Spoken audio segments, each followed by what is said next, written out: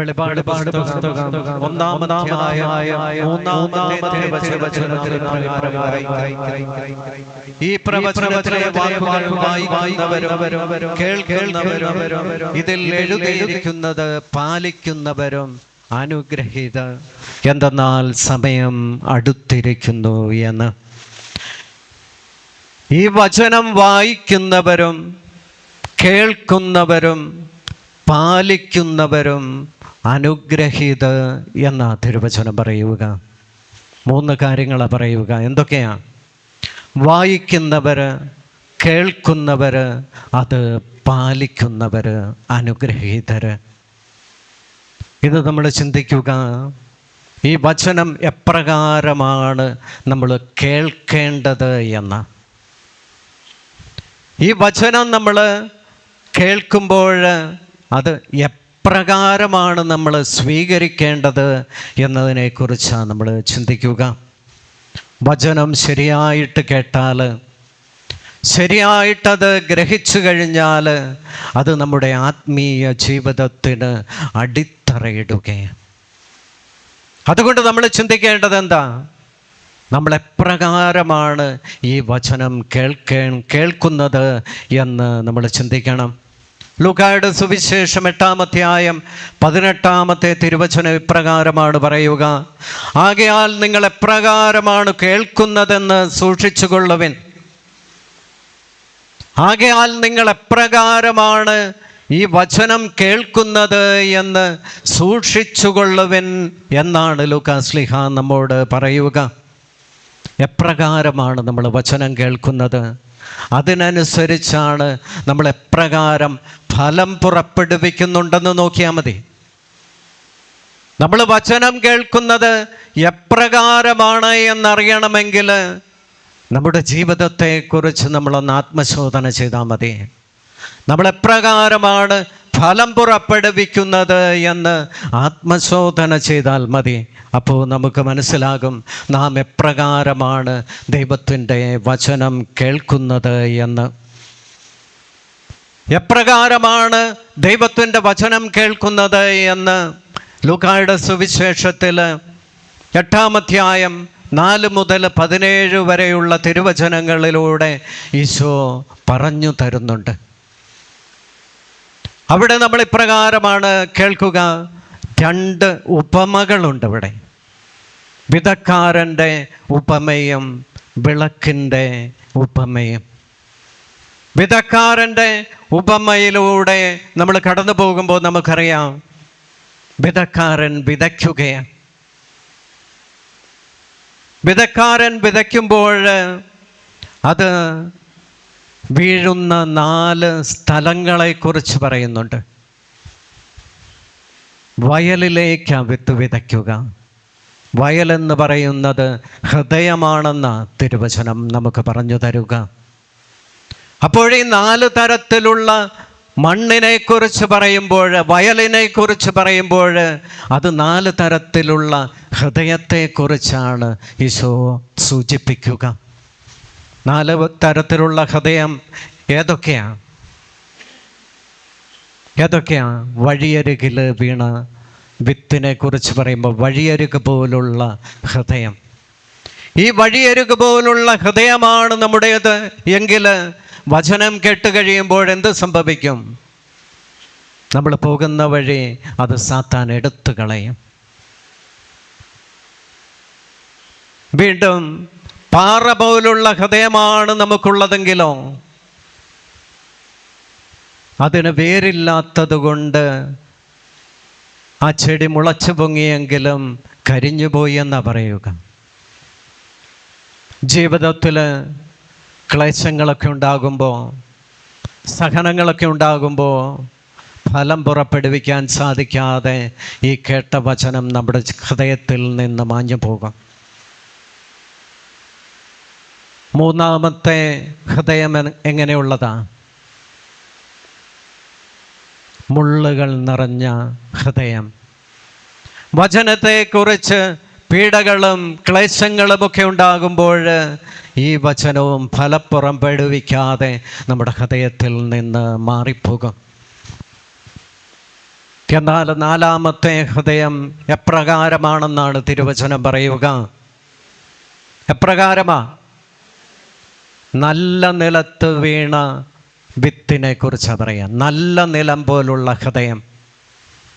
ഇങ്ങനെയുള്ള ഹൃദയത്തിൽ വചനം വീണ് കഴിയുമ്പോഴോ എന്ത് സംഭവിക്കും? ലൂക്കാസ്ലീഹ പറയുക 100% ഫലം പുറപ്പെടുവിച്ചു എന്ന. ഈ 100% ഫലം പുറപ്പെടുവിച്ചു എന്ന് പറയുമ്പോൾ ലൂക്കായുടെ സുവിശേഷം 8-ാം അധ്യായം 15-ാമത്തെ തിരുവചനത്തിൽ ഇപ്രകാരമാണ് നാം വായിക്കുന്നത്: നല്ല നിലത്ത് വീണതോ വചനം കേട്ട് ഉത്കൃഷ്ടവും നിർമ്മലവുമായ ഹൃദയത്തിൽ അത് സംഗ്രഹിച്ച് ക്ഷമയോടെ ഫലം പുറപ്പെടുവിക്കുന്നവരാണ് എന്ന.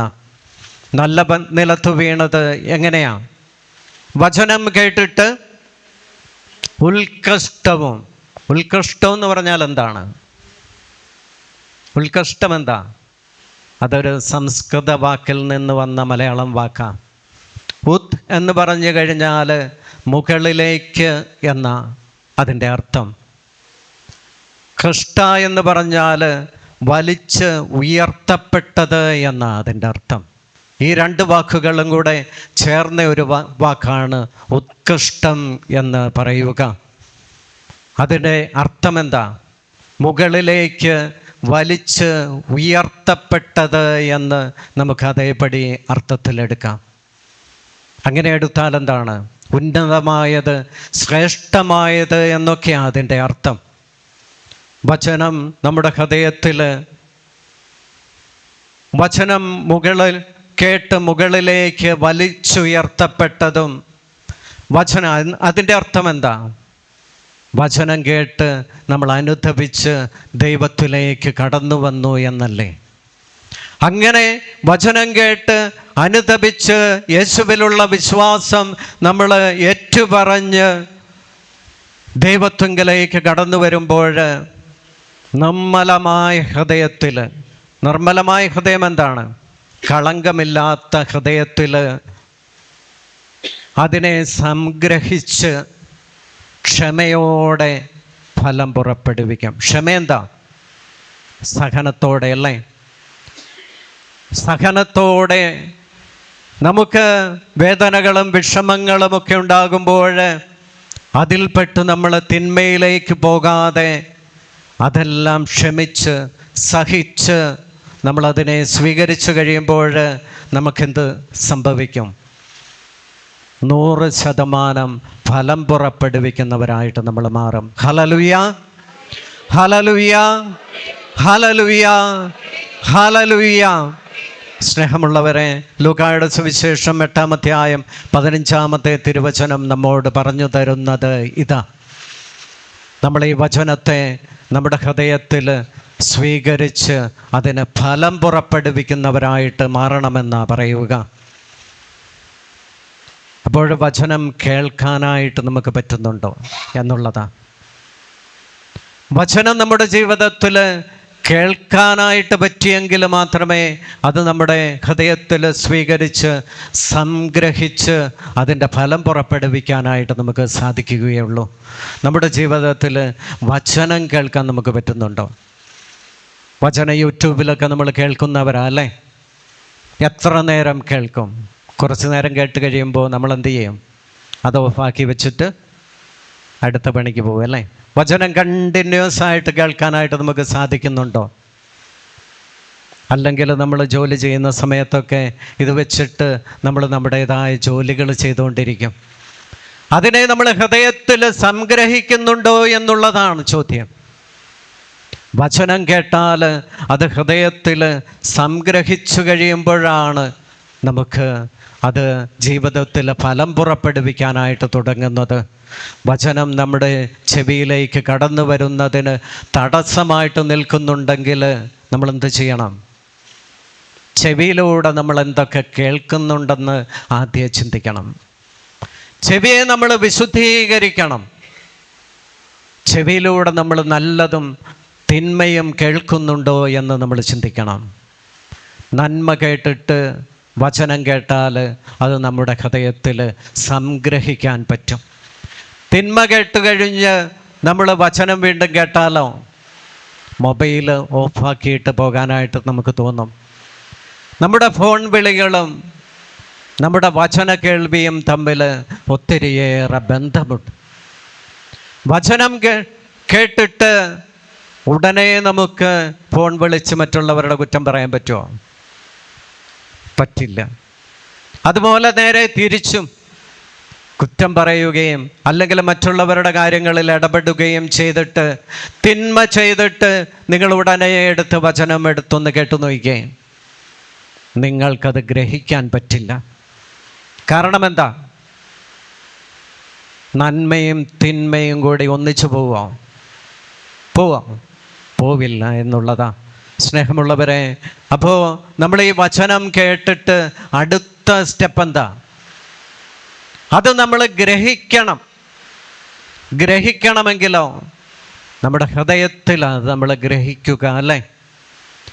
ഹൃദയം വിശുദ്ധമായിട്ട് നമ്മൾ സൂക്ഷിക്കണം. ഹൃദയം വിശുദ്ധമായിട്ട് നമ്മൾ സൂക്ഷിക്കുന്നില്ലെങ്കിൽ ഈ വചനം ഹൃദയത്തിലേക്ക് കടന്നു വരില്ല. അതാണ് വഴിയരികിൽ വീണ വിത്ത്.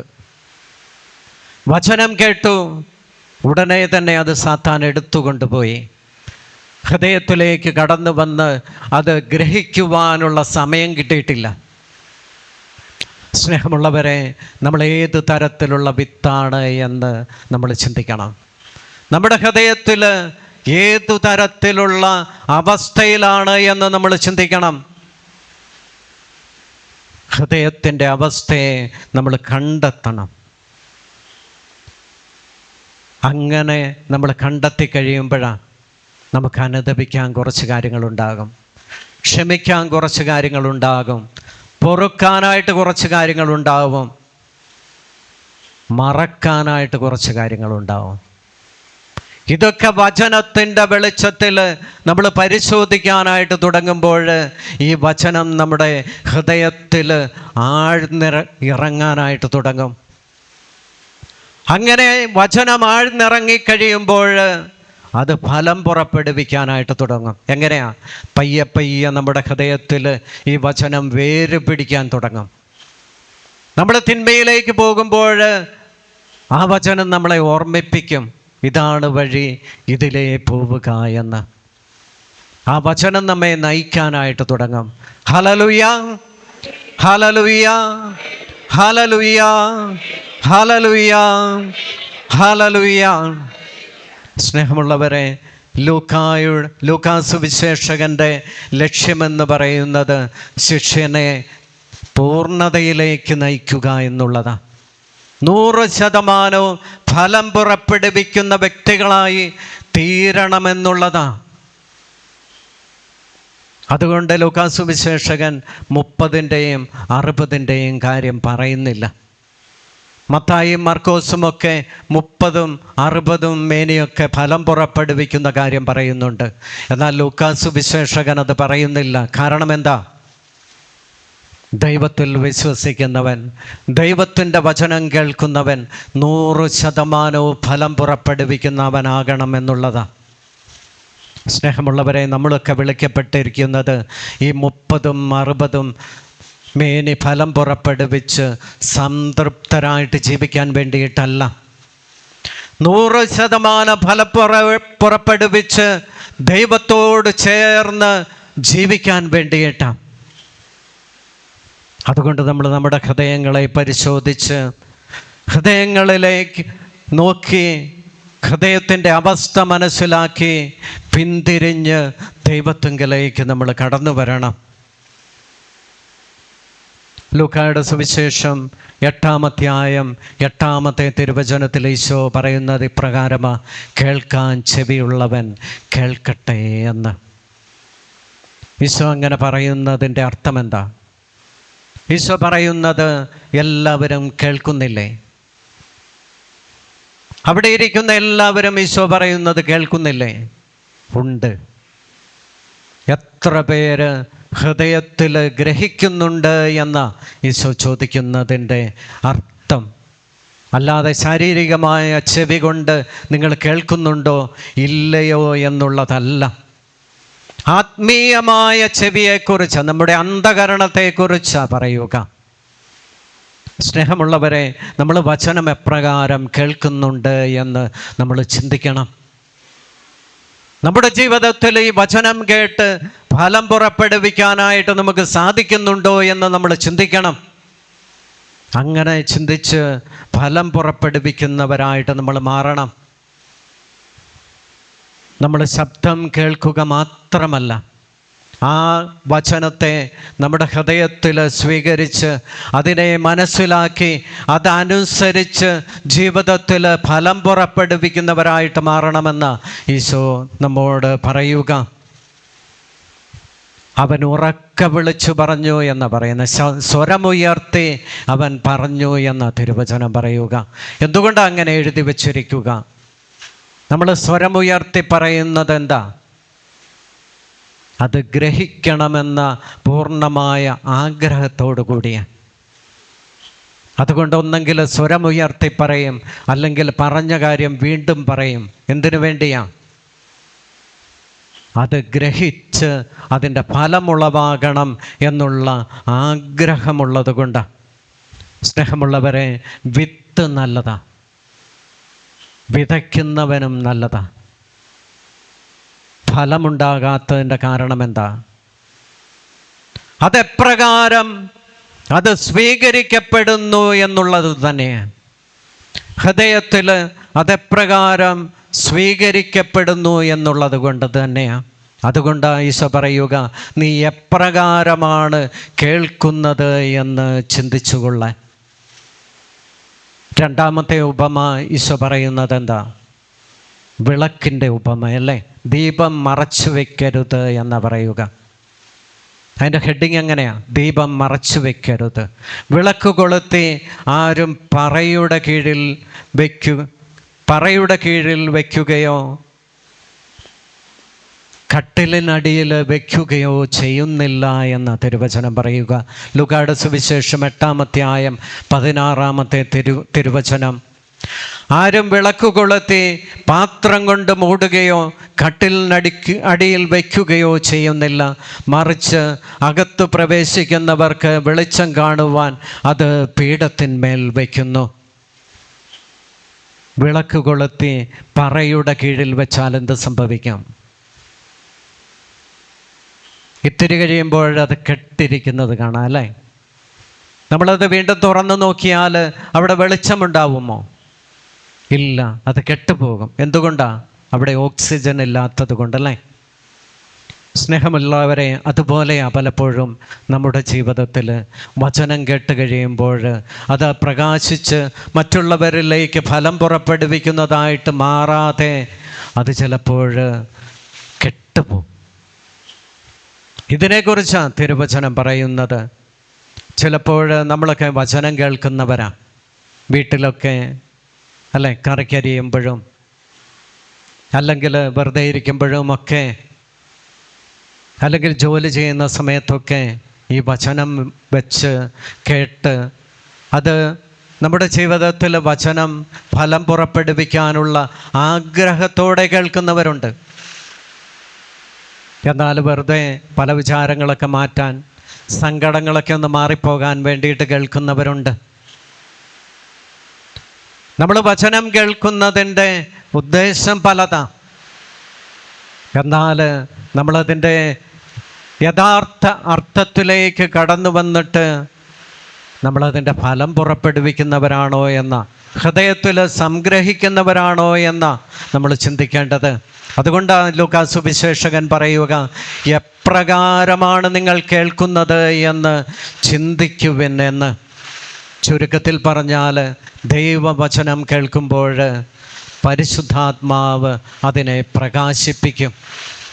പരിശുദ്ധാത്മാവ് അതിനെ പ്രകാശിപ്പിച്ചു കഴിയുമ്പോൾ നമ്മളതിൻ്റെ ഫലം പുറപ്പെടുവിക്കാനായിട്ട് തുടങ്ങും.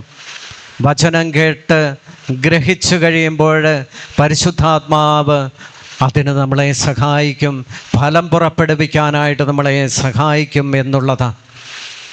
അതുകൊണ്ടാണ് സങ്കീർത്തകൻ 119 സങ്കീർത്തനം 105 തിരുവചനത്തിൽ നാം ഇപ്രകാരം വായിക്കുക: അങ്ങയുടെ വചനം എൻ്റെ പാദങ്ങൾക്ക് വിളക്കും പാതയിൽ പ്രകാശവുമാണ് എന്ന.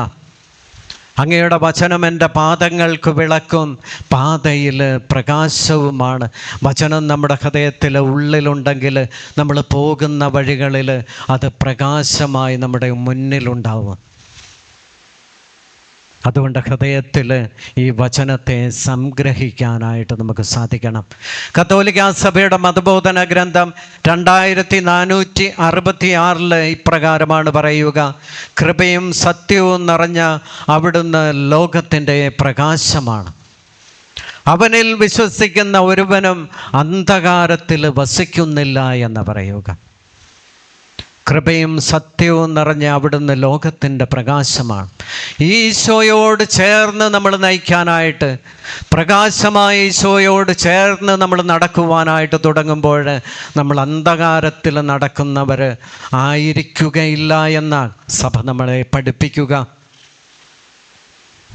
ഈശോ പറയുക, വചനം പറയുക, വചനം വിതച്ചു കഴിഞ്ഞു. വെളിച്ചം നമ്മുടെ ജീവിതത്തിലേക്ക് വന്നു കഴിഞ്ഞു. ഇനി മനുഷ്യൻ്റെ ഉത്തരവാദിത്തം എന്താ? വചനം നമ്മളിൽ വിതച്ചു കഴിഞ്ഞു.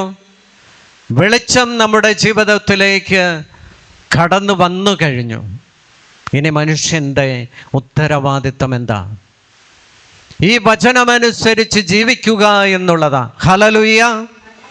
കരമുയർത്തി എന്ന് പറഞ്ഞേ, ഹല്ലേലൂയ, ഹല്ലേലൂയ, ഹല്ലേലൂയ, ഹല്ലേലൂയ. എന്തുകൊണ്ടാണ് യേശു അങ്ങനെ പറയുന്നത്? നിങ്ങളെപ്രകാരമാണ് കേൾക്കുന്നത് എന്ന് ശ്രദ്ധിക്കാൻ ഈശോ പറയുന്നത് എന്തുകൊണ്ടാണ്? നമ്മൾ ഈ വചനം കേട്ട് ഗ്രഹിക്കാൻ വേണ്ടിയിട്ടാണ്. നമ്മളെപ്രകാരമാണത് സ്വീകരിക്കുന്നത്, അതുപോലെയായിരിക്കും ഫലം എന്ന് പറയുന്നത്. ഗ്രീക്കിൽ എന്നതിൻ്റെ ഗ്രീക്ക് പദമാണ് പോസക്കുത്തെ. എങ്ങനെയാണ് നമ്മൾ കേൾക്കുന്നത് എന്ന്. ഇവിടെ വചനം കേട്ടോ ഇല്ലയോ എന്നുള്ളതല്ല, വചനം നമ്മൾ കേൾക്കുന്നുണ്ട് എന്നുള്ളത് ഉറപ്പാണ്. പക്ഷേ അത് എപ്രകാരമാണ് നമ്മൾ കേൾക്കുന്നത്, അവിടെയാണ് പ്രശ്നം. വിശ്വാസത്തോടെയാണ് ഞാനത് കേട്ടത്, വിനയത്തോടെയാണ് ഞാനത് കേട്ടത്, അനുസരണത്തോടെയാണോ ഞാനത് കേട്ടത്, ഫലം കായ്ക്കുവാനുള്ള ആഗ്രഹത്തോടെയാണോ ഞാൻ ഈ വചനം കേട്ടത്, തീഷ്ണതയോടെയാണോ ഞാൻ ഈ വചനം കേട്ടത്? വചനം കേട്ടതിൻ്റെ പിന്നിലുള്ള കാരണം എന്താ? അതുകൊണ്ട് ആ വചനത്തിലൂടെ ഈശോ ചോദിക്കുക, എപ്രകാരമാണ് നിങ്ങൾ കേട്ടത്? അനുസരണയോടെ കേട്ടോ? വിശ്വാസത്തോടെ കേട്ടോ? സ്നേഹത്തോടെ കേട്ടോ? വിശ്വസ്തയോടെ കേട്ടോ? എപ്രകാരമാണ് നിങ്ങൾ കേട്ടത്? ഈ വചനം സ്വീകരിച്ചത് എപ്രകാരമാണ്? വചനം സ്വീകരിച്ചത് അനുതാപത്തോടു കൂടിയാണോ? എപ്രകാരമാണ് കേട്ടതെന്നും എപ്രകാരമാണ് സ്വീകരിച്ചതെന്നും നമ്മൾ ചിന്തിക്കണം. നിങ്ങൾ അനുതാപത്തോടെയാണോ വചനം കേൾക്കുന്നത്? അനുതാപത്തോടെ വചനം കേൾക്കണമെന്ന ഈശോ നമ്മെ പഠിപ്പിക്കുക. വചനം കേൾക്കുമ്പോൾ നമ്മുടെ ജീവിതത്തിൽ ഉണ്ടാകേണ്ടത് എന്താ? അനുതാപമാണ്. ഈ അനുതാപമുണ്ടെങ്കിൽ ആ വചനം നമ്മുടെ ഹൃദയത്തിൽ വേരൂന്നാൻ തുടങ്ങും. അത് ഫലം പുറപ്പെടുവിക്കാനായിട്ട് തുടങ്ങും. സ്നേഹമുള്ളവരെ, വിത്ത് വിതയ്ക്കപ്പെടുന്നത് നമ്മുടെ ഹൃദയത്തിലാണ്. വചനം വിതയ്ക്കപ്പെടുന്നത് നമ്മുടെ ഹൃദയത്തിലാണ്. പരിശുദ്ധാത്മാവാണ് ആ വചനത്തെ പ്രകാശിപ്പിക്കുന്നത്. അതുകൊണ്ട് പരിശുദ്ധാത്മാവിൻ്റെ ഹിതങ്ങളോട് ചേർന്ന് ശ്രദ്ധയോടെ നമ്മൾ കേൾക്കുമ്പോൾ, ശ്രദ്ധയോടെ കേട്ട് അതിനോട് നമ്മൾ സഹകരിക്കുവാനായിട്ട് തുടങ്ങുമ്പോൾ, സ്വതന്ത്രമായിട്ട് നമ്മുടെ മനസ്സിനെ ദൈവവചനത്തിന് സമർപ്പിക്കുമ്പോൾ നമ്മുടെ ജീവിതത്തിൽ വചനം ഫലം പുറപ്പെടുവിക്കാനായിട്ട് തുടങ്ങും. ദൈവീക സാദൃശ്യത്തിൽ വളരുന്നവരായിട്ട് നമ്മൾ മാറും. അല്ല എങ്കിലോ വചനം സ്വീകരിച്ചിട്ട് 30ഉം 60ഉമൊക്കെ മേനി ഫലം പുറപ്പെടുവിച്ചവരായിട്ട് നമ്മൾ മാറും. നമുക്കങ്ങനെ ഫലം പുറപ്പെടുവിച്ചാൽ മതിയോ? 30ഉം 60ഉം മതിയോ? പോരാ. ഇച്ചിരി ഉറക്കെ പറഞ്ഞേ, പോരാ എന്ന് പറ. Hallelujah, hallelujah, hallelujah, hallelujah. സ്നേഹമുള്ളവരെ, ചുരുക്കത്തിൽ ദൈവത്തിൻ്റെ വചനം നമ്മുടെ ഹൃദയത്തിൽ ഈശോ വിതയ്ക്കുകയാണ്. ആ വചനമാണ് നമുക്ക് വെളിച്ചം നൽകുന്നത്. നമ്മുടെ ഹൃദയത്തെ പ്രകാശിപ്പിക്കുന്നത് ആ വചനമാണ്. അപ്പോൾ ഈ വെളിച്ചത്തെ നീ എങ്ങനെ സ്വീകരിക്കുന്നു, അനുസരിക്കുന്നു എന്നതാണ് നിൻ്റെ ആത്മീയ വളർച്ചയെ നിശ്ചയിക്കുന്നത്. ഈ വെളിച്ചത്തെ നീ എപ്രകാരം സ്വീകരിക്കുന്നു എന്നുള്ളതാണ് നിൻ്റെ ആത്മീയ വളർച്ചയെ നിശ്ചയിക്കുക. അതുകൊണ്ട് ഓരോരുത്തരും ആത്മശോധന ചെയ്യട്ടെ. വചനത്തിൻ്റെ കേൾക്കലിൽ നിന്നാണ് ഈ ലോകത്തിൻ്റെ തന്നെ ജനനം എന്ന് പറയുന്നത്. ഉൽപ്പത്തി പുസ്തകം 1-ാം അധ്യായം 3-ാമത്തെ തിരുവചനത്തിൽ നമ്മൾ വായിക്കുന്നുണ്ട്, ദൈവം അരുളി ചെയ്തു, വെളിച്ചമുണ്ടാകട്ടെ. അപ്പോഴവിടെ വെളിച്ചമുണ്ടായിരുന്നോ? ഉണ്ടായിരുന്നോ? ഇല്ല. എന്നാൽ വെളിച്ചം ദൈവത്തിൻ്റെ ആ വചനം കേൾക്കുകയാണ്. അപ്പോഴവിടെ വെളിച്ചമുണ്ടാവുകയാണ്. ഇല്ലായ്മയിൽ നിന്ന് കേട്ടിട്ട് അവിടെ വെളിച്ചമുണ്ടാവുകയാണ്. ദൈവത്തിൻ്റെ വചനത്തിൻ്റെ ശക്തി അതാ. സ്നേഹമുള്ളവരെ, നമ്മുടെ ജീവിതത്തിൽ ഇല്ലായ്മകളുണ്ടെങ്കിൽ നമ്മൾ വചനമേറ്റു പറഞ്ഞ് പ്രാർത്ഥിക്കണം. അവിടെ ദൈവത്തിൻ്റെ കൃപയുണ്ടാകും. Hallelujah, hallelujah, hallelujah, hallelujah. വിശുദ്ധ യോഹന്നാൻ്റെ സുവിശേഷം 1-ാം അധ്യായം 1 മുതലുള്ള തിരുവചനങ്ങളിലും നമ്മൾ ഇതേ സത്യമാണ് ആവർത്തിക്കുന്നത്.